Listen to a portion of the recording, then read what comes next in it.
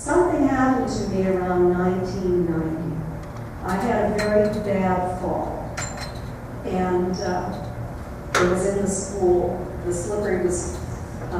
The floor was slippery in the bathroom, and I fell forward. I cracked my head on the sink. I had a whiplash injury that knocked me cold, and I was laid up for a very long time with that. And so during that time frame, since I couldn't work, I decided that I wanted to investigate my aunt and uncle's experiences.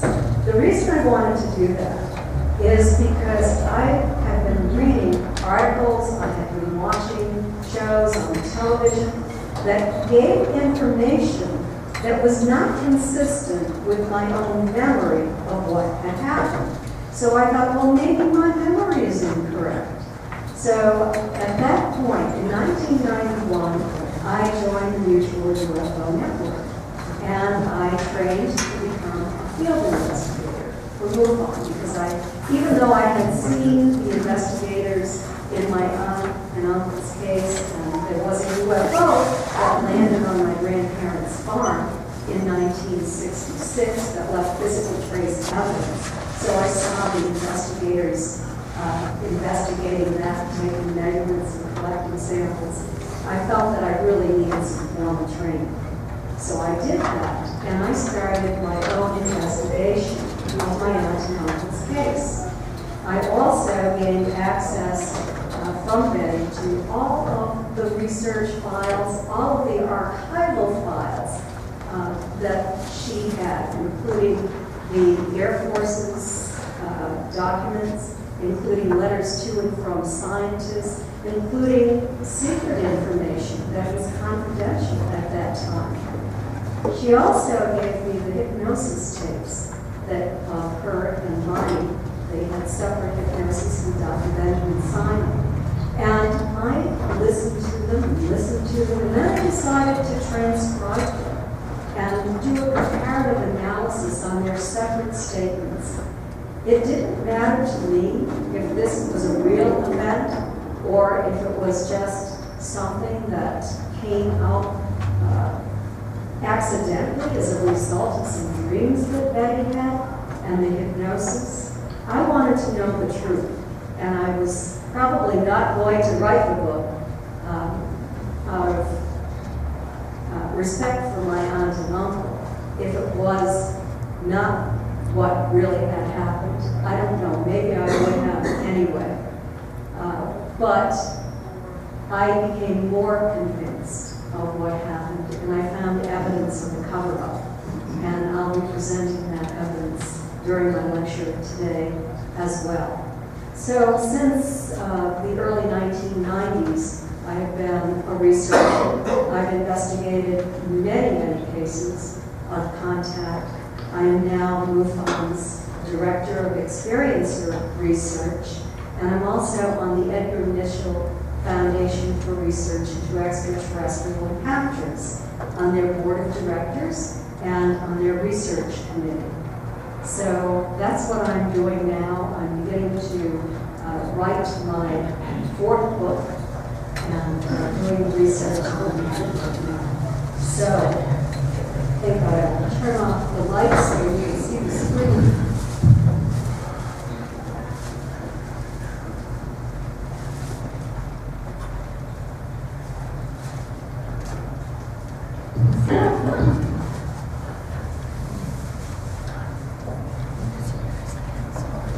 So here are Betty and Barney and their dog Delcy, who was with them during this incident that they had.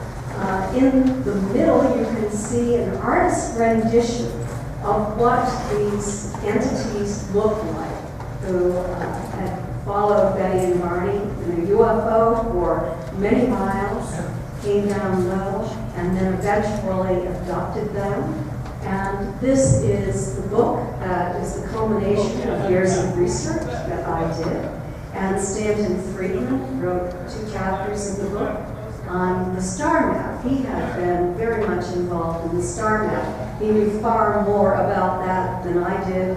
And so I wanted to go to a real expert so that he would write those chapters. And also, I wanted him to vet my work for accuracy. I wanted to know for certain that everything I wrote was correct. So he came to my house in New Hampshire, where I was living at the time. I now live in Florida. But he spent several days with my husband and myself and went through all of my files and through what I had written to that point. He ended up saying that he was impressed by what I had written and that I was trying to be as accurate as possible. And so he agreed to write the 2 chapters in the book. So this incident occurred on September 19 and into the early morning hours of September 20th, 1961. Walter Webb from the National Investigations Committee on Aerial Phenomena was the first investigator on that case, and he was really an excellent investigator. He was an astronomer. He worked at the Hayden Planetarium in Boston, and sufficiently skeptical to have done an excellent job on his investigation. So here are some photographs. Right here is Betty. You can see she was an avid smoker. She ended up dying from lung cancer in 2004. And here I am as a little tiny girl, a toddler. And I'm not sure who this person is. Maybe one of the neighbors. This is me when I was a little girl. Here I am, 13 years old. In the summer of that year, it was 1961, my aunt, who was Betty's sister, June, and my uncle Alex, my cousin, and I took a trip to Niagara Falls. And I had taken lots of photographs. And when I arrived home, Betty and Barney came to visit. And I was showing them these photographs. And Betty had mentioned that she had never been to Niagara Falls. And so Barney decided to surprise her with a trip. And that's what happened. She was working as a social worker for the state of New Hampshire. She had a week's vacation. And he was working for the post office in Boston. And he asked for a few days off in order to surprise his wife with this trip. And that's how it all began. This story went public in 1966. Started first in 65, but on a wide scale basis in 66. This is Paul Fusco from Look magazine. Look was doing 2 articles written by John G. Fuller about this for the first book that Fuller wrote. It was The Interrupted Journey. And they came, Paul Fusco from Look magazine came to my high school graduation and took photographs of the family. He wanted to show what a normal family we were. And some of those photographs are hanging up in the museum too. There's a wall in there for Betty and Barney. And so here are Betty and myself about a year before she succumbed to cancer. So who were Betty and Barney? They were both very much involved in the civil rights movement. Betty had a long history dating back to her days in college. She had started at the University of New Hampshire, and after 2 years, she had gotten married. When she got divorced about 16 years later, she went back and she finished her degree. And that's when she worked as a social worker for the state of New Hampshire. And later on in her life, she wrote the first book that she had ever written. It's really a collector's item at this point. I have a few copies on our vendor table in the museum. And it's kind of a book reflecting upon her experience and what it meant to her, other sightings she had, and the work that she had done, because she also investigated UFOs. eventually, and she investigated abductions that happened in the New Hampshire area. So, and Barney ended up, he was living in Philadelphia, Pennsylvania. He grew up for part of his childhood in Virginia on the family farm. His aunt and uncle had a farm there. He spent every summer there. And when his mother was ill, when he was a boy, he spent a couple of years there with his aunt and uncle. He ended up becoming legal redress for the NAACP in Portsmouth, New Hampshire. And he was also on the regional board. He was elected to the U.S. Civil Rights Commission State Advisory Committee in 1965. And here is my mother, Janet, Betty's sister, the person that Betty called when she arrived home, and Betty and myself in the home that I owned in East Kingston, New Hampshire. My mother had a UFO sighting. I didn't know about it when Betty phoned my childhood home on September 20th, 1961. But this is my sketch of what my mother had described. It was like a large mothership. She said it was cigar-shaped, and she saw smaller craft flying around it.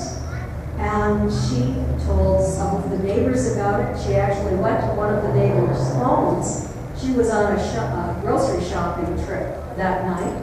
And so she went to the neighbor's home, and they went out, and they also saw this very strange craft with smaller craft flying around it. So this lecture is divided into different parts. I'm going to be talking about what Betty and Barney recalled consciously. Then I'm going to be talking about what they remembered under hypnosis. I'll be talking about cover-up. I'll be talking about the scientific evidence.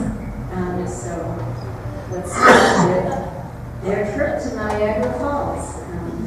This is an early photograph of them around the time that they got married in 1960. Of course, Niagara Falls. And this is the route that they took from Niagara Falls up to Montreal. They spent the night about here.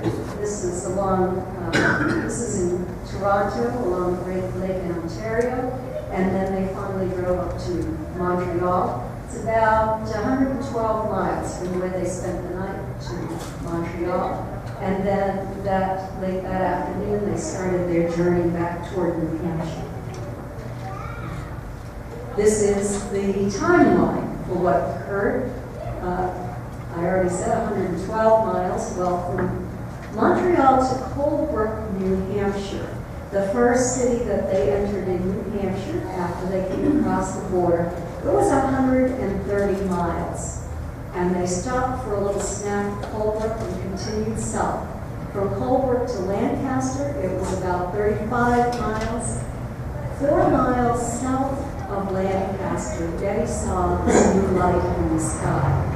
And from Lancaster to Portsmouth, it was 143 miles. So on that day, from Montreal to where they had the UFO sighting, they had driven 169 miles. The total trip miles on that day was 420 from when they left to a motel in Ontario in the morning and drove to Montreal.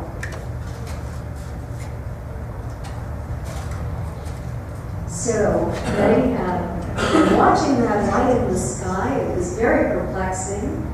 She knew that my grandparents and my brother and I would go out at night looking for satellites, and so she wondered if what she was seeing was a satellite. She wanted Barney to stop the car so that she could get out and get a good look at this thing. She had the binoculars on the seat of the car, and Barney finally did stop. She said, "No, Barney, you have to stop. Delcy needs to be walked."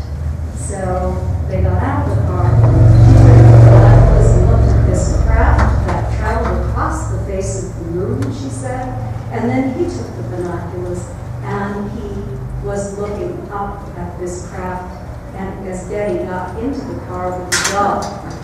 And it was very, very strange to him. Initially, he thought it was a commercial airliner that was just heading maybe toward Montreal. But then he realized it was not that when it sort of turned suddenly and came back in his direction at a very rapid rate of speed. So he got back into the car at that point. The next landmark that they came to that is just south of Mount Cleveland picnic area where they stopped is Cannon Mountain. It's a ski area, and this is on the old road. It's by the Hugh Gallen Bridge is what it's called now.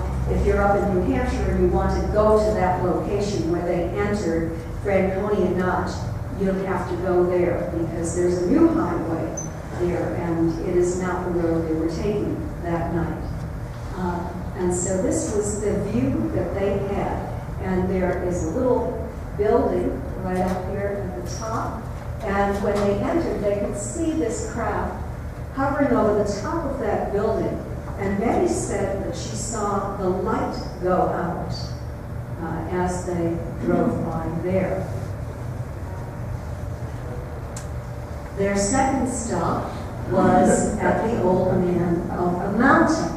And this was New Hampshire's state symbol for a very long time. Unfortunately, it ended up falling off the mountain into the lake below. So, this is what you see when you go there today. The reason I have this is because it was 48 feet from forehead to chin. And Betty stated that this craft was at least 1.5 to 2 times the length of the old man's profile. It was hovering next to the old man's profile. It appeared to be moving, and it seemed to be rotating as they were looking at it. They could sort of see a blip, so it was like it was lighted on one side, and when it turned, it was dark again. But as it moved, it looked like blinking lights. I want to read to you from the letter that Betty wrote to Donald Kehoe, who was the director of NICAP, when she arrived home, took a book out of the library and found the address in that book. So I'm going to read quotes from her letter so you'll know exactly what she and Barney saw. He was not the typist of the family, so she included information that he wanted included there as well. She wrote, "My husband and I have become immensely interested in this topic, as we recently had quite a frightening experience, which does seem to differ from others of which we are aware. But about midnight on September 20th, we were driving in a national forest area in the White Mountains of New Hampshire. This is a desolate, uninhabited area. At first, we noticed a bright object in the sky which seemed to be moving rapidly. We stopped our car and got out to observe it more closely with our binoculars. Suddenly, it reversed its flight from the north to the southwest and appeared to be flying in a very erratic pattern. As we continued driving, and then stopping to watch it, we observed the following flight patterns. So you can see what she described as a stair-step pattern. The object was spinning and appeared to be lighted only on one side, which gave it a twinkling effect.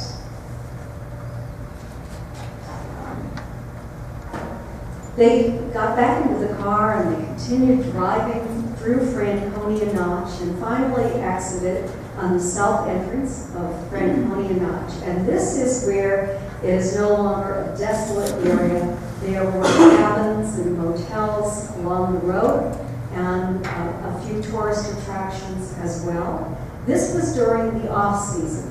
If you go there in September today, you're going to see a lot of activity. It's very different, it's much more populated, and people are much more mobile today than they were back then.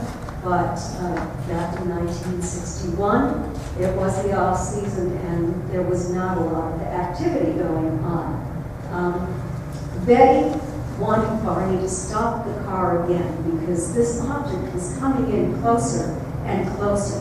She wanted to get another good look at it. But before Barney could stop the vehicle, this craft surged ahead and stopped right above the road.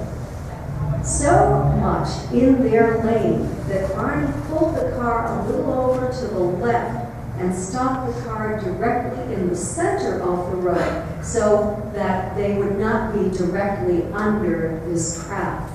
He grabbed binoculars from the seat of the car. He also had a gun. He had taken the gun out of his pocket, or out of the trunk of the car, and put it into his pocket way back when he walked the dog at the Mount Cleveland picnic area. He did this because he was afraid the bears were going to come out. There was food in those trash cans. People had picnic lunches there, and he wanted to protect himself and his family if bears came out of the woods. So that's why he had the gun. But he put it into his pocket when he got out. And this craft that he looked up at was what he described as appearing to be a very large pancake, just hanging there in the air. And he was resting his arms on the car, but the vibration from the car that was left running was making it a little unstable. So he stepped away from the vehicle and started to look up at this craft, and it shifted again. And it went to an adjacent field where there were some apple trees and there was a farmer's stand, and he followed it into the field. Betty was left sitting in the passenger seat of the car, watching to make sure that no cars were coming up and down the road, because if that did happen, she was going to have to move the car, seeing that it was directly in the center of the road. So the door had been left open. It was light inside the car. She was not looking at what was going on because of the bright lights in the car. But Barney walked into that field, and as he looked up through binoculars, he observed 8 to 11 figures, he estimated. They were standing at the windows looking down at him. And this craft had descended even lower than it had been when it was over the road. He looked up and he kept shaking his head. He was saying, "I can't believe this. I have to identify this. UFOs can't be real." He didn't believe they were real. So this was really a big shock to Barney. And all of a sudden, all but one moved away from the window. And they went to a panel that sort of encircled this, that they appeared to be standing in, or a cockpit or something. Their arms went up. And when that happened, the craft tilted in his direction and started to descend. And something dropped out of the bottom of it.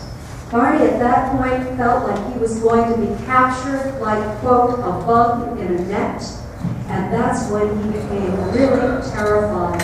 He broke away, he ran back to the car as fast as he could, screaming to Betty that they had to get out of there or they were going to be captured.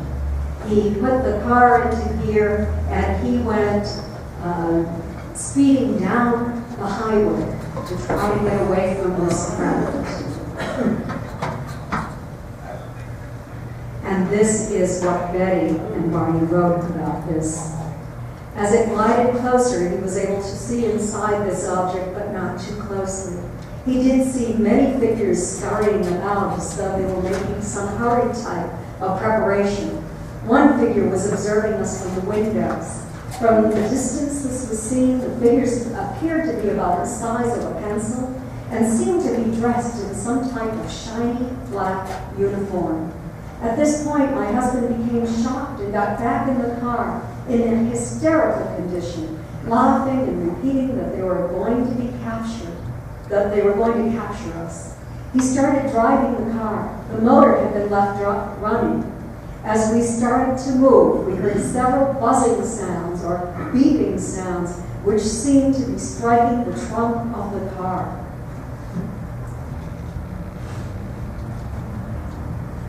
They had conscious, continuous recall of these buzzing or beeping sounds, and Betty had rolled down the window. She looked up. All she saw was blackness. She didn't understand what was going on. The car started to vibrate when they heard these sounds striking the trunk of their vehicle, and a tingling sensation passed through their bodies. The next thing they knew, they were 35 miles down the highway. They had very little recall for what had happened in the interim. They remembered a fiery orb. And this is an artist's rendition of that fiery orb. It appeared to be on the ground. And when they arrived home and they started to think about it more and more, they realized that it was moving, but they were not moving at that point. They also remembered a roadblock, but they didn't remember where or when that roadblock occurred. So this is a map of the route that they took with their Twin Mountain. The first stop was right around here. Franconia Notch was here, the north entrance, Cannon Mountain and the old man of the mountain, the south entrance of Franconia Notch. This is the field right in this area. And the next thing, they knew they were quite far south of there, but they, after hypnosis, found that the abduction site where it actually occurred in Thornton, New Hampshire, down here. So somehow they got from here to here without remembering the drive along this path. This is their home in Portsmouth, New Hampshire. And when they arrived home, Betty said to Barney, don't bring our clothing inside, leave it out on the porch. Don't bring the picnic cooler inside with the food in it. Leave it outside, and I want to throw it away. The reason for that was that this craft was so low in the sky, so close to them, that they worried that not only were they contaminated, but everything else was contaminated as well. So that's why they did that. Betty walked the dog Delcy. Barney went into the bathroom and started to inspect himself. He felt like something had happened to him.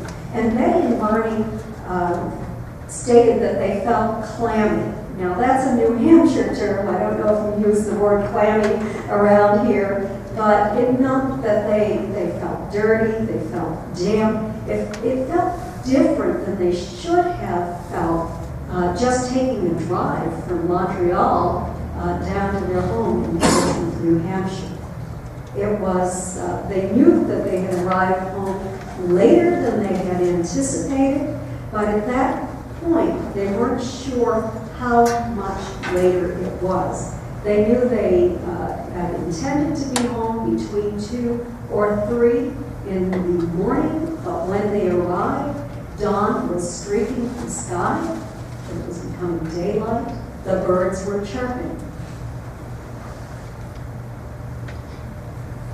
This is some of the physical evidence that they discovered when they arrived home.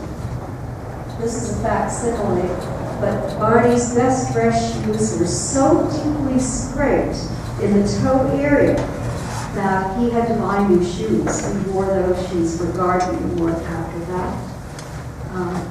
They also found these shiny spots on the trunk of the vehicle, and when Betty called my mother, she asked if maybe she could speak to a neighbor of ours who was a physicist. She wanted to know what to do. And he was on the phone with my mother and told my mother to tell Betty that if she had a compass, she should take it out to the trunk of the car to see how the needle reacted. Now, he knew something that none of us knew at that time, apparently. The fact is that oftentimes UFOs will leave a counter-rotating magnetic field. We've seen this over and over again in other cases of alien abduction. So I don't know where his information came from. Certainly, the compass needle is going to spin if you put it up by the battery of the car, but not on the trunk of the car. And she found those shiny spots. She put it over the shiny spots. Barney did as well. And the needle would spin and spin and spin, but would drop down and act like any compass on other parts of the vehicle. And the watches that they were wearing that night had stopped working and never ran again. The dress that Betty was wearing was torn in several locations. There was a 2-inch tear in the stitching on the zipper. At the top of the dress, there was a 1-inch tear in thick zipper fabric. The hem was torn from waist to hemline, and the hem was torn down on one side. That was a lining from waist to hemline. Very perplexing. Something obviously had happened, but they had no memory for what it actually was. It bothered them greatly. They wanted to find answers. When Betty was on the phone with my mother, one of our family friends came. He had been the chief of police in Newton, New Hampshire, the town next to where I grew up. And he said that Pease Air Force Base had instructed the police officers that if anyone reported a UFO, they should report it to Pease. So Betty and Barney reported it to Pease Air Force Base. And this is what they reported. We're going to get into that a little later, but that's the front cover of the report. And here it is, Air Force disinformation. This is part of what the report stated. Mrs. Hill reported the flight pattern of the object to be erratic. It changed directions rapidly. It ascended and descended numerous times very rapidly. There was no sound evident. Barney drew. This is what the craft looked like to him when it was a couple of 100 feet above him. And this is what it looked like when it descended toward him over the field. More quotes from the report. When it seemed to be a matter of hundreds of feet above their automobile, it would be about the size of a dinner plate at arm's length. It stopped and hovered in the air. While hovering, objects began to appear from the body of the object. The flight was described as jerky and not smooth. When they arrived in the vicinity of Ashland, New Hampshire, they again heard the buzzing sound of the object. However, they did not see it at this time. Mr. Hill stated, inasmuch as he and his wife did in fact see this occurrence, he decided to report it. Now, during my investigation of this, I looked at the Blue Book files, and then I also did additional research. And I found a report that was written by 2 officers at Maxwell Air Force Base. That report was titled, Should Project Blue Book Be Reopened? And they had investigated Betty's and Barney's case. And so I'm going to get into this. But some of the contradictions are, Betty and Barney talked about the vehicle that ascended and descended rapidly as it swooped down. They said it was as large as a dinner plate at arm's length. This was huge. Yet the Blue Book report was revised, and their original statements were there, but the Air Force had written there was no lateral or vertical movement noted. There was no evidence presented to indicate the object was due to other than natural causes. They said it was probably an advertising searchlight. An advertising searchlight in the wilderness in upstate New Hampshire during the off-season? Or maybe out of its place in our solar system, and Betty and Barney were able to, or Barney was able to see the people from Jupiter through the windows. It makes no sense whatsoever. But that's what the Air Force wanted everyone to think.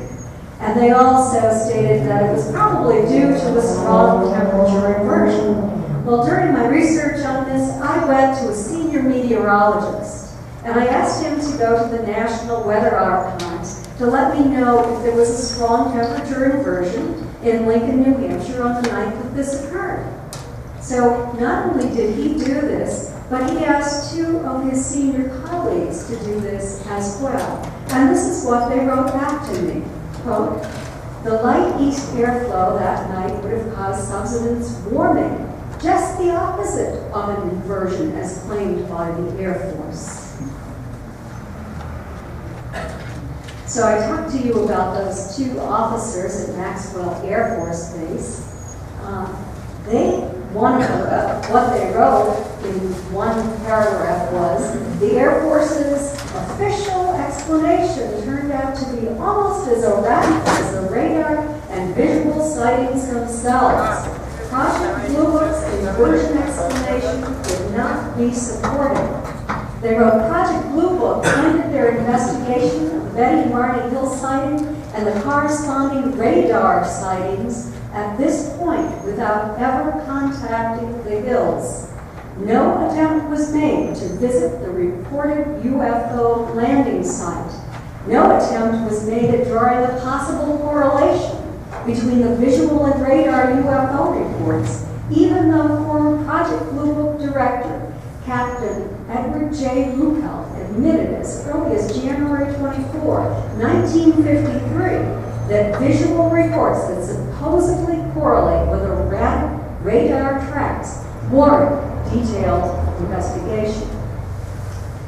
Project Blue Book assigned 0 priority to the Hills case, but has demonstrated a significant interest in the case after it was published in the popular media. They sent the Hills file containing 2 articles from Look magazine by John Fuller and articles from the Boston Traveler by John Luttrell to the Pentagon. To me, that says they were seriously interested in what happened to Betty and Barney. Well, I had talked earlier about the book that Betty read. And this is the book, The Flying Saucer Conspiracy. She had never read a book on UFOs before, but when they arrived home after they made the report to Pease Air Force Base, she went to the Portsmouth Public Library, and she took this book out, she read it, and that's where Nightcap's address was, and she wrote this letter with information from Barney as well. It went to Washington, D.C. to Nightcap. And then in October of 1961, just less than a month later, after she wrote the letter, Walter Webb went up and investigated the case. And he was the astronomer from Hayden Planetarium. He had also worked with Alan Hynek, Dr. Alan Hynek, on the satellite tracking system. And Alan Hynek, in that time frame, was the astronomical consultant to Project Blue Book.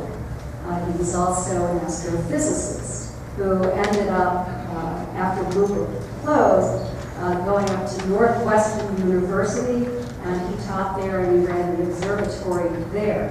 At first he was a skeptic, but over the years he realized that this warranted scientific investigation. So this is the original letter that Betty and Barney wrote. And I found this paragraph to be very, very interesting. This is just part of what Walter Webb wrote. He said, "The approaching UFO finally filled up the entire field of binoculars. The leader at the window held a special attraction for the witness and frightened him terribly. The witness said he could almost feel this figure's intense concentration to do something, to carry out a plan. Mr. Hill believed that he was going to be captured like a bug in a net. That is when he knew it was no conventional aircraft he was observing, but something alien, unearthly, containing beings of a superior type, beings that were somehow not human. Betty and Barney finally ended up going to Dr. Benjamin Simon because Barney had developed the symptoms of post-traumatic stress disorder. Remember that Barney was the one who went into the field with the binoculars and had observed the non-humans looking down at him. He was the one who firmly believed that this could not be real, and he had quite a shock that night. He was afraid he was going to be captured. This really weighed on him very, very heavily. And I think that there might have been another component, too. He was traveling with my Aunt Betty, who was a white woman. He grew up in the segregated South, and it was always in the back of his mind what happened to black men who had close relationships with white women in the segregated South. That was always there for any black man who had a relationship with a white woman in that time frame. So eventually, Barney developed bleeding ulcers that would not receive with traditional medical treatment. He had to take a leave of absence from his job, and they ended up having a referral to Dr. Benjamin Simon. He was a renowned psychiatrist. He was a neuropsychiatrist who set up the psychiatric unit at the Mason General Hospital in Long Island, New York, to treat veterans who were returning home from the war, who were suffering from what he called shell shock, that's what it was called in that time frame, and conversion hysteria. And that is when you develop physiological symptoms as the result of a very strong emotional trauma. So he was the perfect person for Barney to go to, and Betty went along as well. He saw them from January of 1964 until June of that year. He hypnotized them separately and reinstated amnesia at the end of each session, so they couldn't compare notes. There was another reason for this too. The trauma was so great, even Betty had working through to do, that if they remembered all of that information at once, it might be too much for them to be able to handle emotionally. So he took them through the entire trip that they took, from the time they left their home in New Hampshire to the trip up toward Toronto, through Ontario to Montreal, and the entire trip home. It was very detailed, and that's what made it so great for me to have those hypnosis tapes for comparative analysis. So what you can see is that they did remember a roadblock. They remembered exactly what happened at that roadblock that they had conscious recall for. Their car stalled in the road. The beings who were standing in front of them were very perplexing to Betty and Barney initially. They had a conversation. They said, are we being robbed? Is there an accident ahead? And then as they approached the car, Barney said to Betty, I think it's them. I think it's the ones I saw when I was standing in the field. Betty became terrified. She opened the passenger door and she was going to get out of the car and run into the woods. But before she could do that, these non-human entities intercepted her.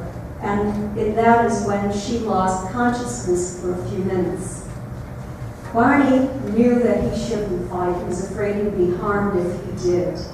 He didn't go for his gun. He had put the gun on the seat of the car, and he thought if he had attempted to use it, he would be harmed. They took him out of the car, and they took Betty and Barney through a path in the woods to a spot where this UFO was landing. They took them onto the craft into separate examining rooms. Betty regained consciousness, and she began to fight as they tried to take her aboard that craft. And that is when her dress was torn, when the hem was torn down and it was torn from waist to hemline in the lining. They had these physical examinations, which were of a very odd type on board that craft. Betty was placed first in what resembled kind of like a dentist's chair as they examined her, and they took many, many samples. They took samples of the skin by scraping the skin. I'm often wondered if they were actually looking at the little bugs that all of us have on our skin that we can't even see. They're microscopic, but we all have them. We have sort of a symbiotic relationship with them. And they took ear samples.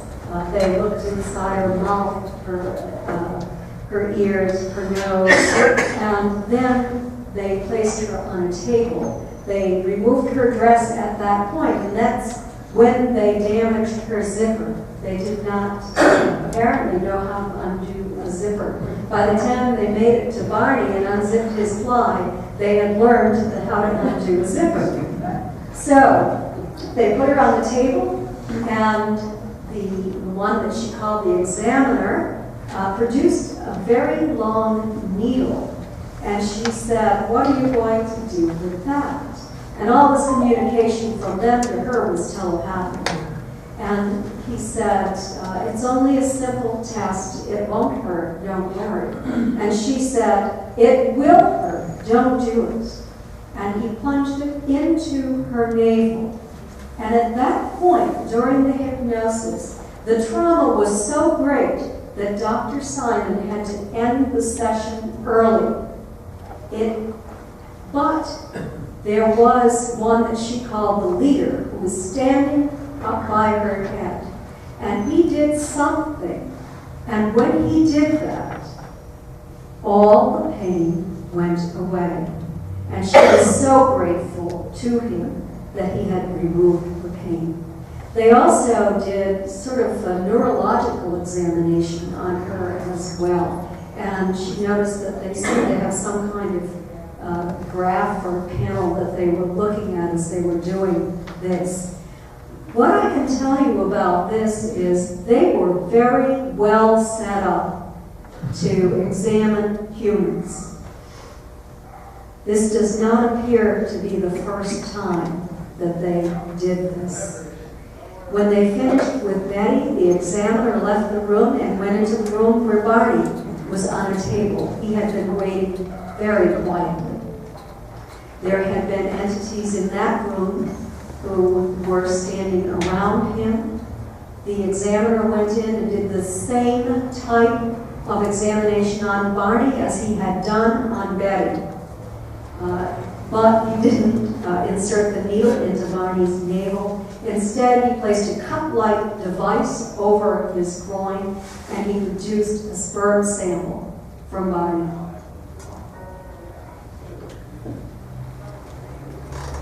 When Betty was left alone in that room, some of those entities came running in, and they had Barney's dentures in their hand, according to what she remembers. And they tugged on her teeth. They tried to remove her teeth and didn't understand why they didn't come out, and Barney's did. And so she explained why some humans have dentures to them.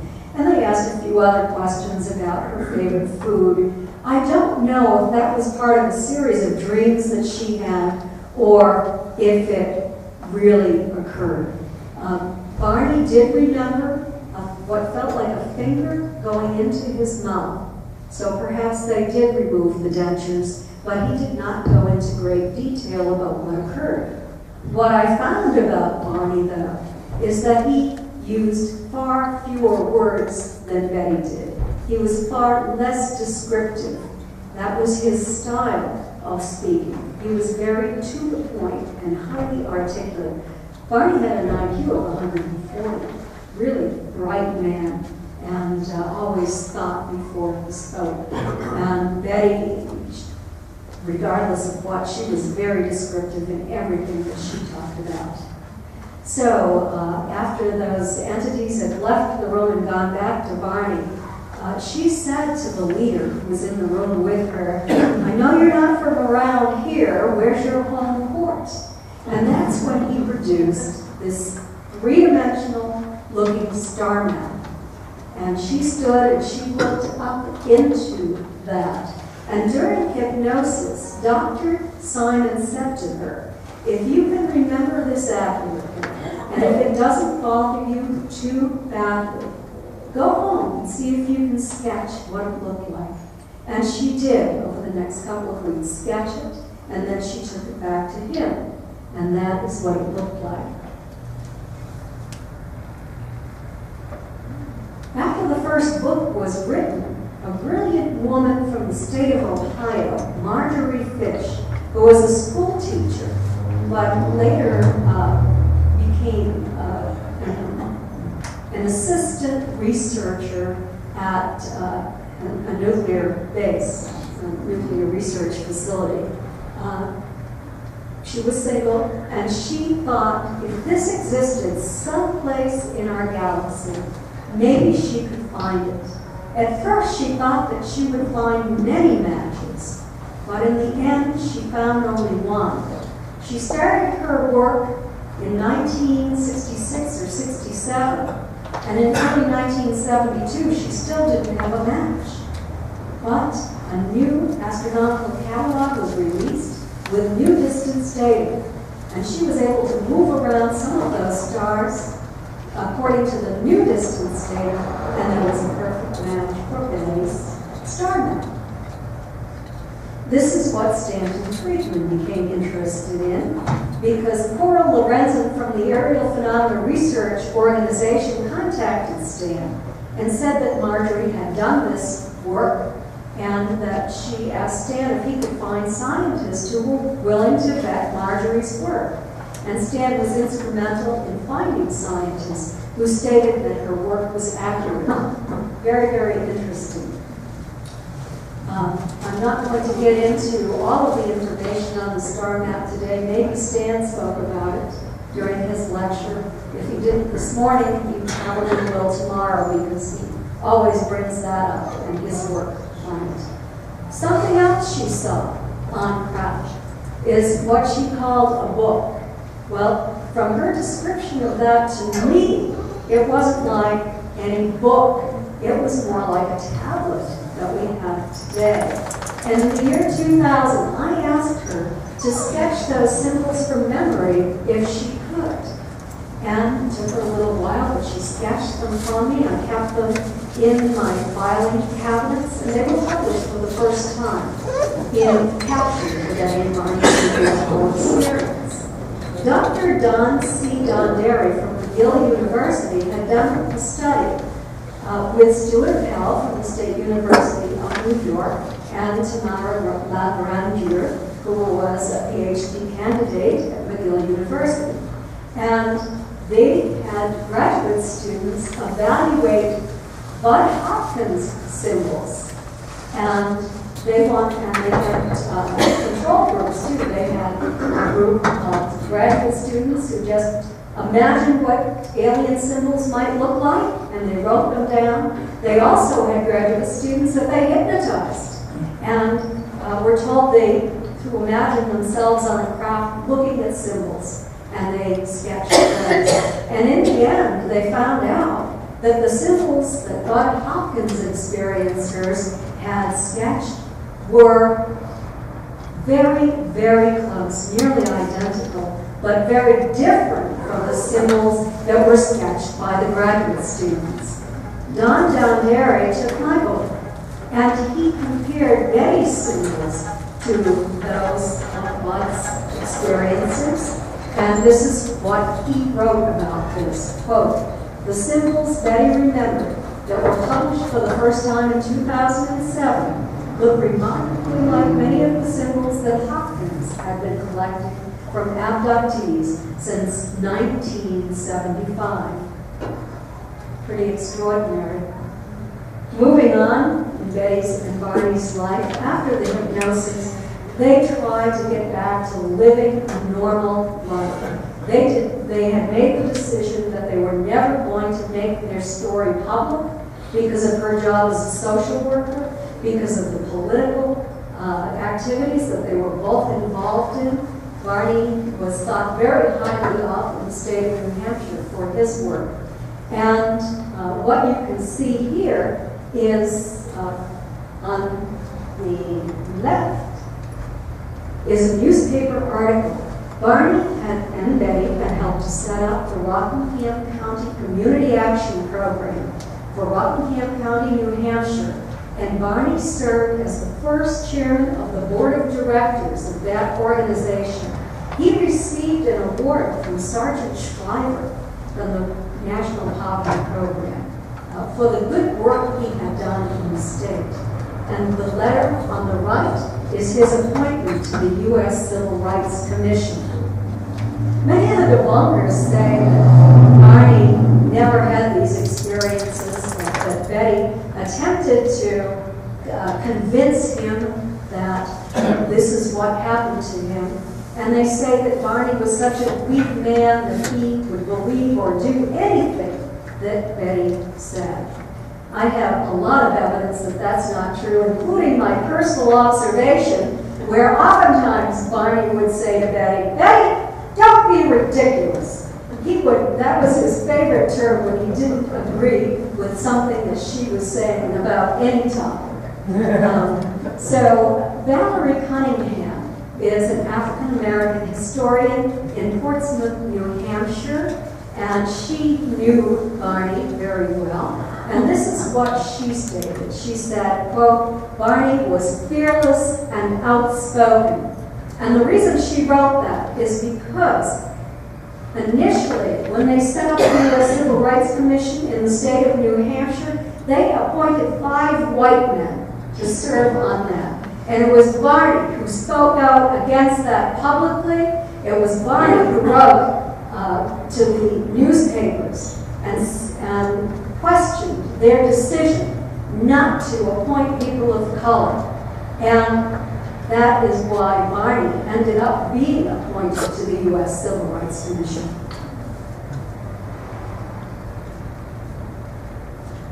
Dr. Simon had told Betty and Barney if this was a real experience, they would be able to find the spot where that occurred. And this is Betty standing on that spot. We were all together on a family camping trip on the Labor Day weekend, 1965. They had, for many years, been out driving around looking for where that occurred and had never found it before. But on that day, we drove to a certain spot and Barney knew exactly where to turn. He turned into the road and we found the path through the woods and the spot where the craft had landed. And this is Betty standing on that spot. And it has very unique characteristics. It's the site of an old lake bed. It's all very, very sandy. And also you can see all of that brown vegetation. Not much would grow there after the craft landed there. Now let's look at some of the scientific analysis. You can see the zipper where it's torn. Here's the dress. It was blue, but a pink powdery substance grew on the dress. There were several chemical analyses done. The first one was by the University of Cincinnati in 1977. And just a statement from their very long report, they said the pink is strange in relation to its inorganic elemental compound, its high in organic hydrocarbons.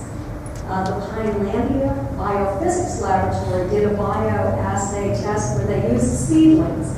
And they watered some of the seedlings with regular water, some with the blue part of the dress, and some with the pink part of the dress. The fabric had been cut up and soaked in that water. And they said that the seedlings developed at an unusually fast rate when they were watered with the pink part of that dress. They said it was highly unusual. You'll also see this in the Travis Walton case, where the tree that the UFO hovered over grew at an unusually fast rate after that incident. In 2001 to 2003, Phyllis Budden from the Frontier Analysis Laboratory did a very extensive analysis, and she said the chemical analysis supports Betty's account of the event.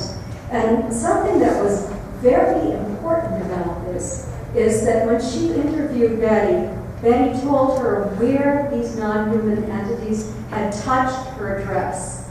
And the dress was saturated with this pink powdery substance in those areas.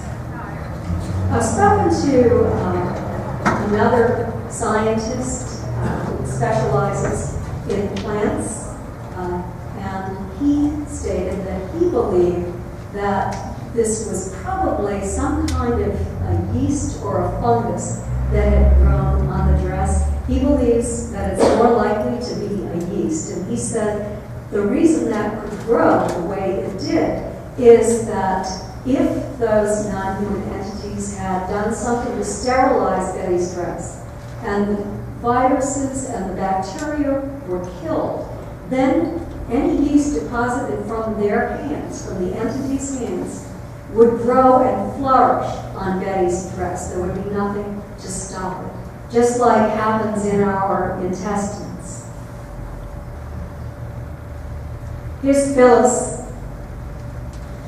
This is part of her report. She said the stained areas were coated with a biological material, but mostly protein and a small amount of natural oil. The protein attacked the fiber and dye in the stained areas and broke down the fiber structure, and that it came from an external source, not from Betty.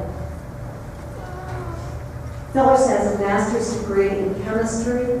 She worked for many years as an analytical chemist for Standard Oil, and which later became BP Chemical. She stated, "I'm convinced that the event did happen as determined by the chemical analysis I did on Betty Hill's dress." And let's get into the violation of confidentiality. There was the newspaper reporter that contacted Betty and Barney in September of 1965. He said that he had heard about what happened to them, and he wanted to go up and he wanted to interview them. They said, absolutely not. Well, there was a violation of confidentiality, and a woman who Betty knew and was confiding lived in the town that he lived in, and she was leaking information to him. He had actually gone up to their house on Saturday evening to try to talk to them, and this is what he wrote in this letter to them. "It was quite disappointing not to find either of you at home last Saturday evening. I waited on your doorstep for an additional 90 minutes. This is part of a letter that John Luttrell wrote to Betty and Barney. He said, "Meantime, I've been talking with Laurie D'Alessandro in Weymouth, and if the hills prove to be anywhere as nice as she describes, meeting both of you will indeed be a pleasure. She thinks exceptionally highly of you, and she too agrees with your experience." And so he said, maybe the most significant ever to occur anywhere. And Betty and Barney were quite upset because this had been leaked. He said, "Rest assured, my motives lie only in the realm of information, and am unlike the authors to be, who've been pestering you," and they had not been pestering the Hills, because they didn't even know about the Hill case unless they were UFO researchers, the scientists. He said, "I have no intention of commercializing upon what happened to the Hills." Well, he was lying, because he went around and he spoke to many people. He spoke to people at Pease Air Force Base. He spoke to NICAP investigators, many people who were familiar with that case. And he ended up writing these articles for the Boston Traveler. They appeared in the Boston Traveler in late October 1965. And this was terribly upsetting to Betty and Barney and to the family.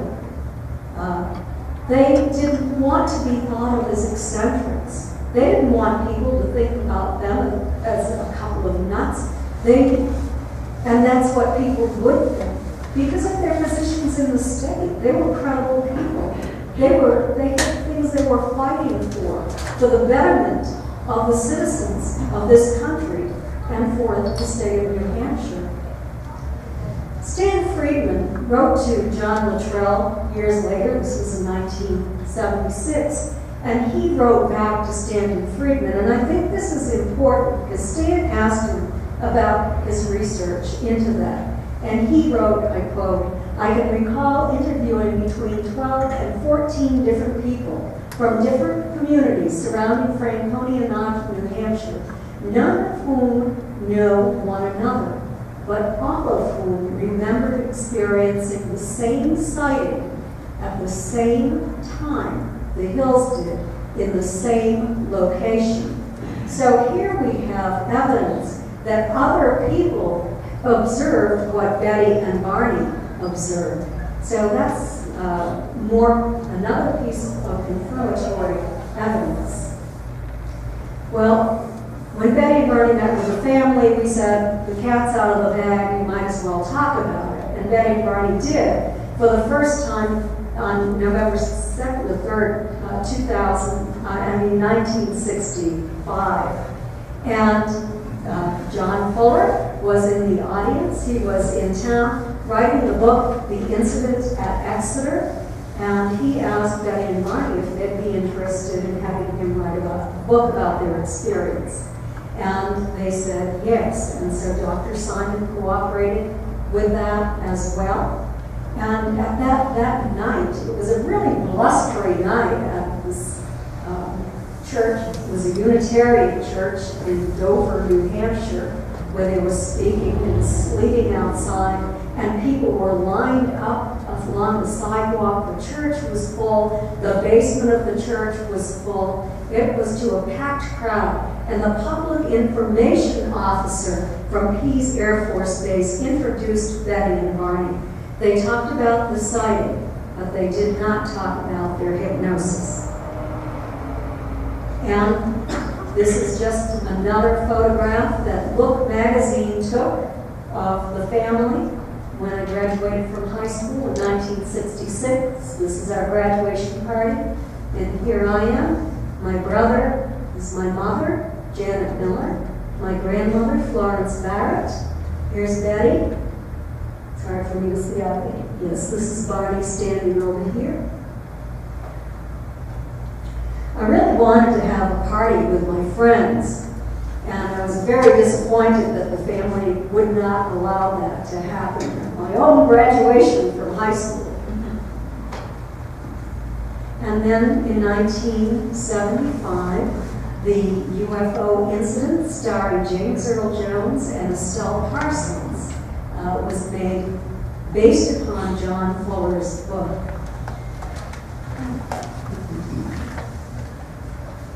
When that was about to be made, and right after it was made for television movie, disinformants became very, very active in debunking this case. And what you see is Dr. Donald Menzel here. He was an astrophysicist at Harvard University. He ran the observatory. He was very closely connected to the government, we found out. Stan Friedman went to Harvard after Dr. Menzel died, and he went through Menzel's files. He had to get permission from 3 people, including Menzel's widow, in order to do that. But as he was going through the files, he found a file that between Menzel and John Kennedy. And Menzel said to Kennedy, "I can speak to you more about this as soon as we are properly cleared." Stan said, "What do you mean properly cleared?" He looked into that further and he found more information in Menzel's files. He had a long association with naval intelligence that ended up becoming the National Security Agency. He worked with the National Security Agency, but he wrote several debunking books on UFOs. And, of course, Philip Klass, right here, who was a journalist for Aviation Weekly and Space Technology magazine, who became the go-to guy for the mainstream media. They thought that he was a terrific investigator, researcher. They thought he was telling the truth. But in my new book with Stan Friedman, Fact, Fiction, and Flying Saucers, and you'll find out what the entire plot was all about. I'm also going to do a presentation on that tomorrow at 1 o'clock. But there's a lot of evidence that both of these men were doing the work for someone else.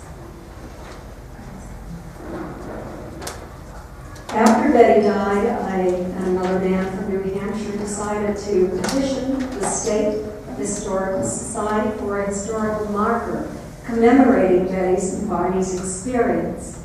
And on the 50th anniversary of their encounter, this was erected in Lincoln, New Hampshire. It's right in front of the Indian Head Resort, just as you exit Franconia Notch on the south entrance on Route 3. And I'll read to you what they were willing to put on this plaque.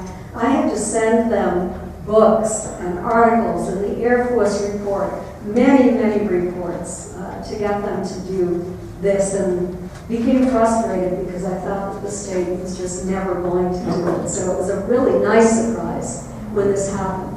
But the state agreed to write this. On the night of September 19 to 20, 1961, Portsmouth, New Hampshire couple, Betty and Barney Hill, I experienced a close encounter with an unidentified flying object and 2 hours of lost time while driving south on Route 3 near Lincoln. They filed an official Air Force Project Blue Book report of a brightly lit, cigar-shaped craft the next day, but were not public with their story until it was leaked in the Boston Traveler in 1965. This was the first widely reported UFO abduction report in the United States. This is the family grave in Kingston, New Hampshire, where they are buried. My mother's name is also on there, and on the other side is my grandparents. And here are Betty's and Barney's graves.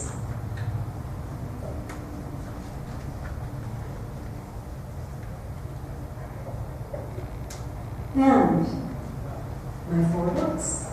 So thank you so much, and I would be happy to take any questions that you might have.